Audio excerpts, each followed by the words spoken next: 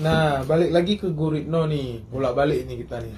Kalau orderan sekarang wilayah mana aja nih? Banda Aceh, Aceh Besar, Eh, kita terima seluruh Indonesia. seluruh Indonesia. Seluruh Pernah kalau paling jauh itu ngirim kemana?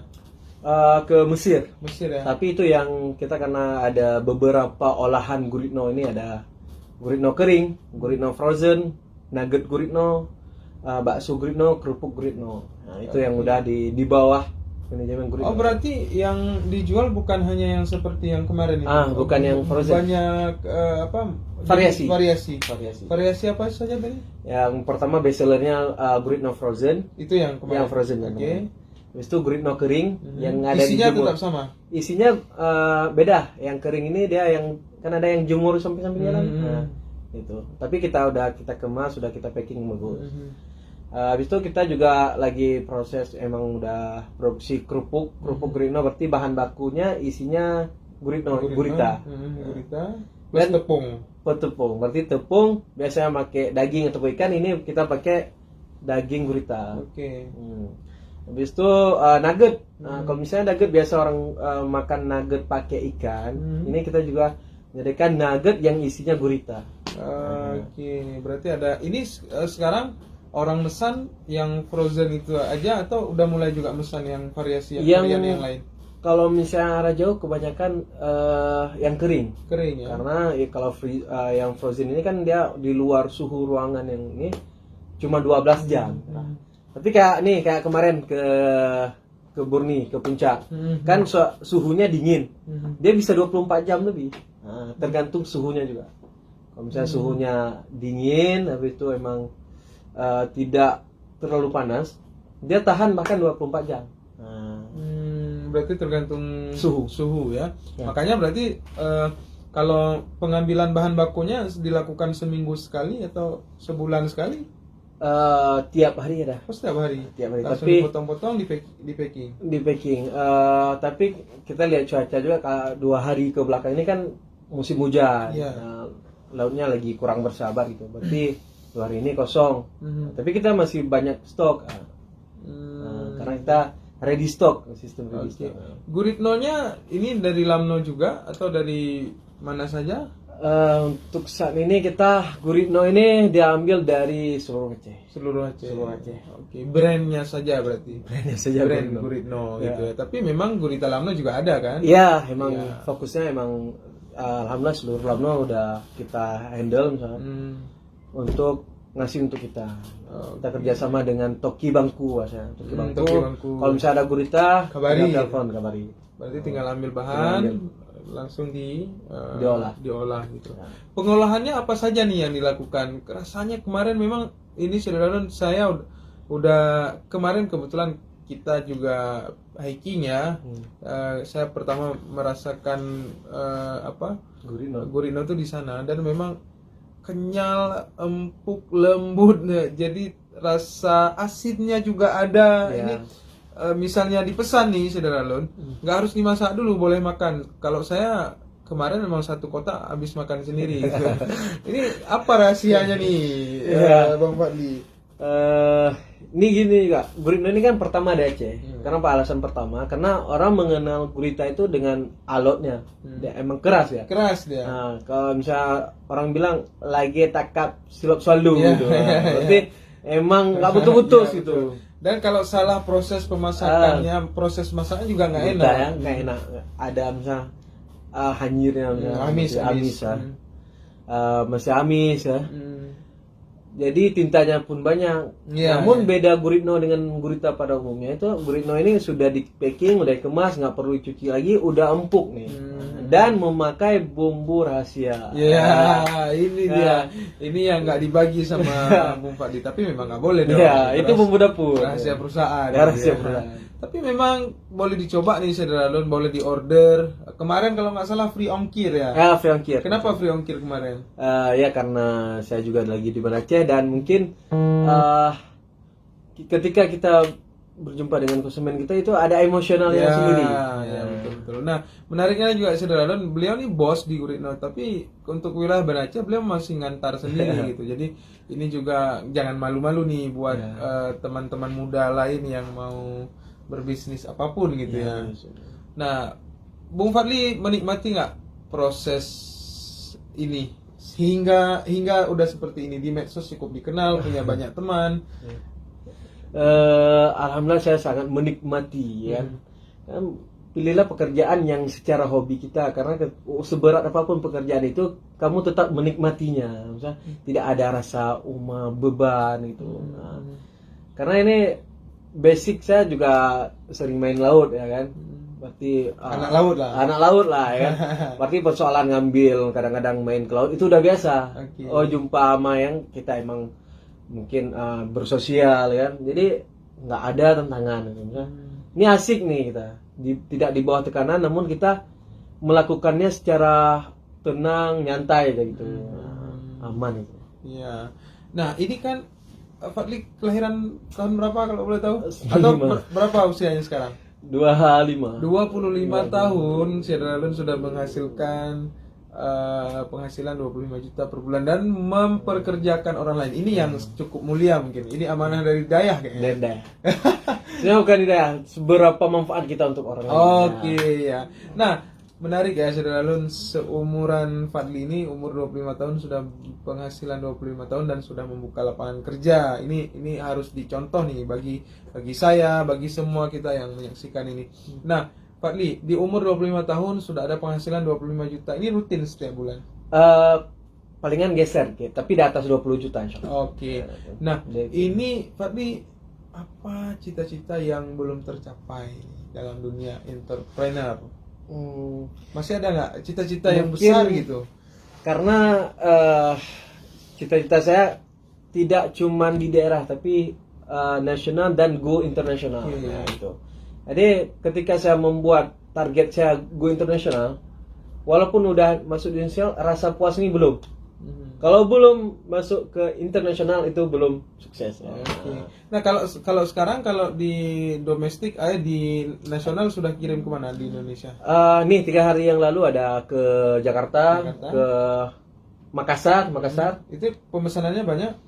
Nggak terlalu banyak, kayak kemarin cuman 4. Tapi kalau misalnya yang kering kita lewat GNT. Tapi kalau misalnya yang frozen ini kebanyakan just tip. Mungkin ada yang kawan, keluarga ataupun yang kenal.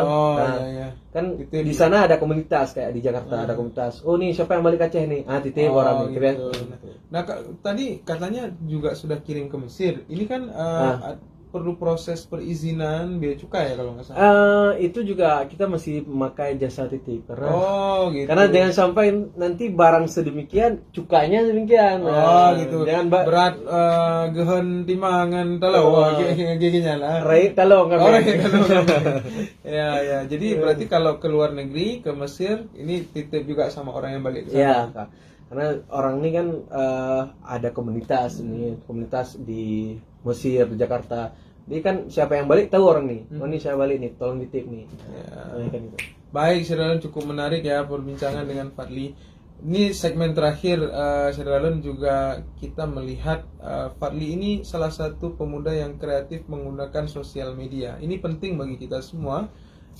Beliau ini dari Dayah ya, tapi juga cukup melek dengan sosial media. Saya lihat akun Instagram Guritno ini juga istilahnya insight-nya naik gitu. Kemudian akun pribadi juga, akun Instagram juga luar biasa. Ini ada kesadaran penggunaan sosial media untuk hal yang bermanfaat tentunya. Nah, ini mungkin bisa berbagi tip nih Bung Fadli kepada pendengar, penonton, bagaimana Fadli manajemen ini semua. Ini kan bentuk iklannya kan di sosial media, sosial media. Apa yang tips yang dilakukan sehingga Guritno itu terkenal gitu? Yang pertama, kita jangan malas untuk berbagi, itu yang pertama. Karena ketika berbagi, otomatis Allah mempermudah urusan lainnya. Kayak di media sosial, kita ada teman, dia kadang-kadang dia pengen tapi nggak ada budget, kita kasih. Karena dia udah kita kasih, misalnya kita sedekahkan, dia posting lain. Berarti selain dia mulut ke mulut, oh ini enak Guritno. Ini maksudnya berbagi guritanya. Berbagi guritanya. Dan juga media ini kita mau tidak mau emang power media itu sangat besar. Oke. Nah, berarti misalnya kita jualan itu lebih karena setiap orang kan pasti memiliki gadget. Jadi sambil duduk, nongol lah gurita itu gurita. Jadi emang mau tidak mau kalau kita berbisnis sekarang mesti memakai media. Dan harus berani ya. Harus berani. Nggak boleh malu-malu dalam posting. Nah, dalam posting karena kita gini, ini kebanyakan ada yang juga yang misalnya yang sebaya. Mereka memulai bisnis, namun yang sangat penyakit yang sangat luar biasa itu gengsi. Oke. Nah, itu karena dengan gengsi itu dia dapat menutup mood kita, semangat kita. Karena ketika ada juga yang buka usaha, dia yang punya usaha, dia sendiri malu untuk memposting usaha dia. Karena takutnya ntar malu diketawain. Nah, takutnya dibilang masih pakai becak, pakai ini motor. Inilah yang harus kita obati nih. Gengsi bukan pada tempatnya. Oke, ini menarik nih. Ini pelajaran bagi kita semua nih. Berarti kalau kita sudah memulai bisnis, terbuka, kemudian posting saja. Ya. Bagaimanapun kondisi bisnis kita. Ya, yang penting kita kalau misalnya menurut saya berpegang ketika saya jalan jalur tidak menyinggung soal orang agama lain. Dan negara, berarti saya di jalurnya. Ya saya tidak memperhatikan opini orang lain. Ada masukan saya terima, saya saring saya terima. Tapi untuk celaan itu saya menjadi motivasi dan jawabannya saya akan membuktikan saya bakal sukses. Oke, ini menarik nih. Bahkan biasanya bullying itu, celaan itu jadi motivasi bagi Jadi kita motivasi. untuk lebih sukses. Pernah nggak dibully sebelumnya? Ada sering. Ini ada cerita juga nih. Ketika nih proses, nih kita jangan cerita enaknya aja ya. Kan nelayan tuh pulang sore kami ngambil di TPI tempat ikan tuh pelabuh. Hari kan masih pakai motor dulu ya, masih pakai motor, ambil karung, kita masukin karung guritanya. Gurita itu kan licin lah, tentakelnya banyak licin. Karena mungkin kurang diikat, kita di depan, nyampe di jalan kan sore itu rame, orang jalan-jalan sore itu rame. Pas lagi kita gas juga, ini agak malu kita dilihatin sama orang lain kan. Kita gas kencang. Naik motor. Oke. Tahu-tahunya talinya lepas. Tali Pengikat dari karung tuh. Bahasa kita goni ya. Ini tuh lepas. Umpang bahasa kita umpang kan. Lepas. Jadi karena dia licin jatuh. Berarti sampai 200 meter ada tuh. Tuk jatuh. Karena kan ngembut juga jatuh. Pas jatuh posisi pas sore lagi rame kan, terpaksa ini orang jatuh kan. Mungkin kita tinggalin balik mutar kutip satu. Namanya kita orang kita kan penasaran. Dia bang apa nih bang, kutip apa bang? Kan pertama dari 1 motor 2 motor jadi kerumunan gitu liatinnya. Oke, jadi heboh. Jadi heboh nih. Mah berita nih dikutip satu-satu. Kita malu lah gitu kan. tapi selesai dikutip. Abis itu bullyingnya ada kawan yang dia lewat. Kami panggil, tolong kawanin lah bentar nah. Diri aja udah cukup. Misalnya ada kawan gitu. Apa dia bilang? Ayo nih buru-buru nih. Padahal cuman kawanin ya, kita kutip kawanin bisa jangan bek maleda. Bek zero. Tentunya ya dia langsung cabut Emang tuh ngutip satu-satu dilihatin sama orang emang malu itu. Itu di awal-awal ya? Di awal. Tapi sekarang kalau mau ngutip lagi di jalan ya nggak apa-apa. Ya nggak apa-apa. Ya setidaknya mereka sudah melihat hasilnya. Gimana Guritno sekarang ya gitu. Nah soal sosial media tadi Fadli, ini membangun seperti Instagram misalnya. Facebook ada? Facebook masih pribadi. Kalau tapi lebih efektif di Instagram ya. Ya Instagram. Nah, ini Instagram apakah dimulai dari nol atau kita mulai dari nol? Emang postingan dari nol emang Gurita kita ada dibuat tanggalnya 2000. Berarti followernya juga dari nol. Dari nol. Jadi sekarang follower Guritno itu bisa dibilang bahwa memang semuanya klien. Iya, klien. Termasuk saya. Nitip nih. Kita jangan malu-malu ketika ada klien kita yang beli. Kita, bang, boleh minta foto bang. Kita foto, kita tag. Apa guna kita tag? Ketika beliau nge-repost, otomatis kawan-kawannya juga lihat. Ini ada Guritno. Maka jaringan kita makin luas. Semakin luas. Betul. Nah, Syederalun menarik ya, yang belum sempat nyimak podcast ini nanti bisa kami repost kembali linknya. Namun sebelum kita akhiri, kita ingin meminta sedikit motivasi nih dari seorang Fadli selaku santri Hidayah, juga pembisnis sukses ya, untuk disampaikan kepada Syederalun. Silakan Fadli. Jadi namanya bisnis itu pasti ada pasang surutnya, pasti jenuh ada, habis itu kurang semangat gitu.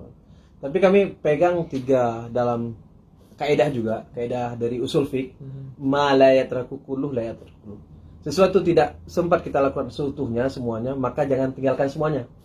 Nah, berarti kita telat nih, ataupun nih nggak bisa sempurna. Setidaknya kita sudah melakukan setengahnya. Nah, itu malayat terkulu. Ketika saya telat, misalnya ada latihan dan sebagainya, oh ini udah telat nih 10 menit, nggak usah masuk aja. Jangan, masuk aja, telat berarti 10 menit, kamu masih memiliki 2 jam ke depan. Nah, satu yang lainnya Albert Einstein, you never fail until you stop trying.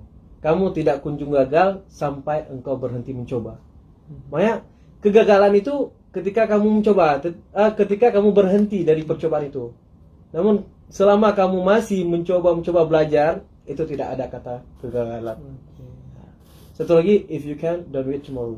Jika kamu bisa, jangan tunda untuk besok. Oke, kalau kita sudah dengar ya. Kalau saya boleh nanya satu lagi, masih single keluarga nih? Ya, masih muda. Masih muda ya. Silakan kepoin Instagramnya Guritno aja ya. Guritno nanti bisa ya. Jadi bisa Guritno aja. Ini ownernya ya. Kalau tertarik silakan. Oke, Syederalun. Terima kasih Pak Li sudah hadir, sudah berbagi luar biasa di akhir pekan ini. Tentunya apa yang disampaikan oleh Pak Li ini menjadi pelajaran bagi kita semua, terutama teman-teman muda atau siapapun yang ingin merintis bisnis apapun gitu. Bahwa memulai bisnis itu, saya menyimpulkan tadi yang pertama adalah jangan pernah gengsi. Jangan pernah gengsi dan silakan melakukannya dengan sempurna gitu. Jangan setengah-setengah. Gitu ya. Jadi siapapun punya peluang besar untuk sukses seperti Fadli. Fadli, terima kasih sudah berhadir. Doa kami dari segenap redaksi serambinews.com untuk Fadli, semoga bisnisnya semakin jaya. Amin. Amin ya rabbal alamin. Terima kasih Syederalun. Saya Subur Dhani, jurnalis Serambi Indonesia, undur diri dari podcast ini. Begitu juga Bung Fadli, owner Gurita Lamno. Sampai jumpa di podcast edisi lainnya. Assalamualaikum warahmatullahi wabarakatuh.